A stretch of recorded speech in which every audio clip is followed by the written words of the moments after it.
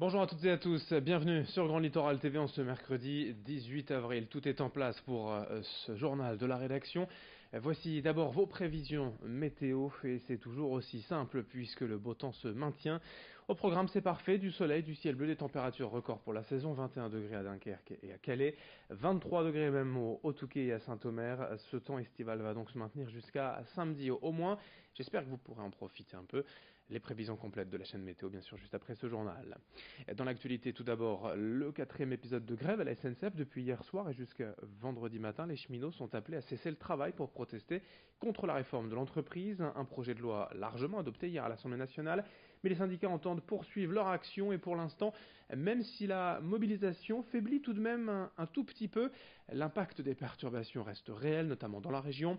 La SNCF annonce aujourd'hui moins de 2 TER sur 10 en circulation, 1 TGV sur 3, plus de 80 bus en substitution mis en place pour pallier le manque de trains sur certaines lignes. Comme d'habitude, les infotrafics en temps réel sur l'application SNCF et le site ter.sncf.com. Depuis début avril, ce sont donc les 7e et 8e jours de grève que subissent les usagers du train et les associations de voyageurs veulent aussi exprimer leur mécontentement. Ainsi, le CUF, le collectif des usagers des lignes ferroviaires du Nord-Pas-de-Calais, appelle depuis quelques jours ses membres à ne plus présenter leur titre de transport au contrôleur les jours où il n'y a pas grève. Difficile évidemment de connaître la portée réelle de ce genre d'action, mais selon le président de cette association, le personnel SNCF y serait même plutôt favorable. Michel Castet, le président du CUF, veut tenir ce mouvement aussi longtemps que la grève des cheminots. On l'écoute, joint hier par téléphone. C'est pas bien, je ne devrais pas les balancer, mais la plupart des contrôleurs sont plutôt assez d'accord avec notre vision des choses, parce que vous savez, quand moi j'ai des difficultés, globalement, ils en ont aussi le reste du temps. Là, on est sur un moment un petit peu chaud, mais globalement, pour autant, mes difficultés au jour le jour, qu'ils vivent aussi le reste de l'année, ça ressemble un peu aux leurs. Quand je rentre pas chez moi, finalement, eux non plus. Mais globalement, pour autant, je rencontre des cheminots syndiqués tous les jours qui, vraiment, je dirais dans 9 cas sur 10, ne désapprouvent pas à minima notre action. Autre mobilisation sociale à Boulogne. Les avocats ont également entamé cette semaine une grève dite perlée, des journées de travail suivies de journées de protestation. Voilà plus de 3 semaines désormais qu'ils sont mobilisés contre le projet de réforme de la justice. Pour l'instant, c'est sans résultat, d'où ce durcissement de leur action. Ici à Boulogne, les avocats ont été parmi les premiers et les plus motivés à se rassembler. Depuis 3 semaines, ils demandent systématiquement le renvoi des affaires à une date ultérieure, ce qui est presque à chaque fois accepté par le juge. Le tribunal tourne donc au ralenti et cela ne devrait pas s'arranger avec cette action de grève annoncée. Écoutez le bâtonnier du barreau de Boulogne-sur-Mer rencontré pour Grand Littoral TV par Louis Caillé. C'est un moyen de grève qui permet d'être en cohérence avec les autres barreaux, parce que le mouvement de grève ne touche pas que le barreau de Boulogne, mais bien tous les autres barreaux. Et c'est un mouvement de grève aussi qui devient perlé pour qu'on ait du temps pour se consacrer à la défense de nos intérêts et surtout au fait de pouvoir organiser des actions. Ça permet de mieux s'organiser. Alors c'est délicat parce que qui dit grève perlée dit aussi jours d'activité, donc il faut aussi préparer les jours d'activité, ce qui demande du temps et de l'investissement.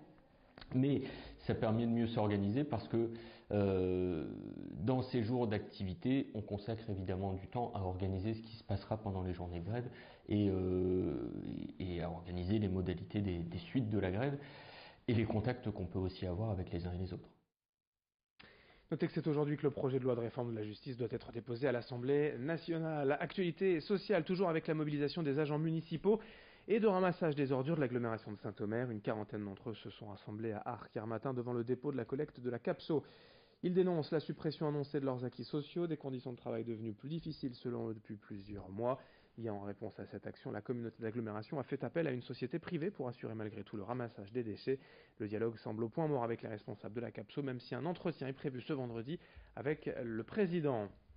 Dans le reste de cette édition également, le grand angle, alors que les vacances scolaires approchent et que le printemps est bel et bien là, avec cette belle météo, on continue de découvrir les parcs et jardins de la région. Aujourd'hui, direction la Flandre, où un parc privé invite au dépaysement total.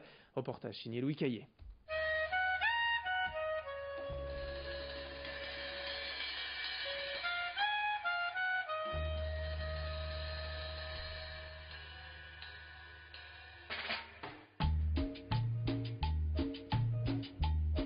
Des effluves de vanille et de pistache, un parfum poivré ou chocolaté, des émanations de curry et de paprika ou encore une odeur de fruits de mer. À 20 km de la mer, niché dans les Flandres, le jardin privé d'Evelyne et Jean Sapelier flatte le visiteur par ses multiples odeurs. Le sens de l'odorat il intervient énormément. Bien sûr qu'il faut la vue, on voit des belles couleurs. Bien sûr que l'audition nous fait entendre le chant d'oiseaux et les bruissements du vent dans les feuilles. Bien sûr que le goût vous permet d'apprécier la saveur des cerises ou des framboises ou des groseilles. Mais l'odorat, il compte aussi. Et le toucher aussi. Le toucher, toucher les feuilles qui sont quelquefois très dufteuses, comme les oreilles de lièvre ou les oreilles d'ours, ou rugueuses, ou les écorces d'arbres, etc. Center Park, leur jardin de 2 hectares, se répartit en 6 îlots thématiques. D'un espace à l'autre, l'ambiance change, comme les senteurs. Ici, on passe de la pharmacie à la pâtisserie. Les plantes émettent des odeurs, à la fois par leur floraison, souvent. Odeurs agréables, mais pas toujours. Ça peut être des odeurs désagréables, quelquefois. Par exemple, la rue, qui est une plante médicinale, émet une odeur d'abord désagréable, puis elle devient agréable au bout de quelques minutes, car les molécules qui véhiculent l'odeur désagréable sont volatiles et disparaissent. Les plantes émettent des odeurs également par leur feuillage, surtout quand on le froisse. C'est pour ça que vous verrez souvent, quand on passe auprès d'une plante, que prendre une feuille et la froisser et la mettre sous mon nez. On écrase les cellules végétales et on sent mieux les odeurs. Et enfin, elles émettent quelquefois même des odeurs par leurs racines, comme la valériane. Ancien médecin à la retraite, Jean se voit plutôt comme un botaniste qu'un paysagiste. Lui s'occupe des plantes et arbres, sa femme de l'aspect créatif. Ma femme, je suis le jardinier, elle est une artiste. Vous avez le cadre de vie, vous avez l'arbre de récup, fabriqué avec les lames de mes tondeuses. Vous avez encore le mini beaubourg. Et malgré le peu de temps libre que lui laisse l'entretien du jardin, le retraité écume les différents salons de la région. Dans son jardin, des plantes et arbres des 4 coins du monde.